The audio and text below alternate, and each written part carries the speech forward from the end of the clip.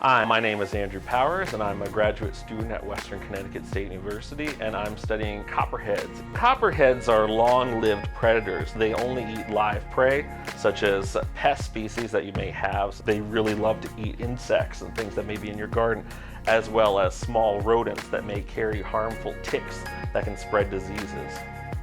This is a very special snake in a very special place, and if we do not work hard, we may lose it. Copperheads, like many different species of vipers, are very impacted by human activities such as the building of roads or urban developments. So in the area that copperheads are, which is in the central part of Connecticut, is also where you've seen the largest amount of human growth as well as urbanization. It's risen up about 26% within the last 20 years. We know that rattlesnakes have really had great declines across the state.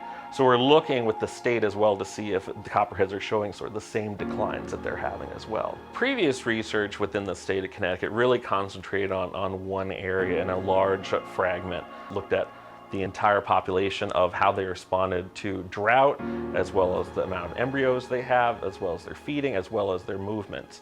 In the future, I would really like to have researchers look at what's going on with the copperheads in these smaller fragments, such as I'm working on, because no one really knows how they move within these fragments. We go out and we look for the snakes visually. You use these specialized grabbers called snake tongs, and you pick the snakes up with the tongs and then you tube them.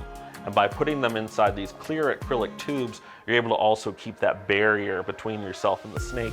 So you're able to manipulate behind them, insert a microchip, if they don't have one already. It's minimally invasive, and these are called pit tags. So these pit tags stay with them for the rest of their life, and it's sort of like a barcode, so you know exactly who they are, how much they weigh.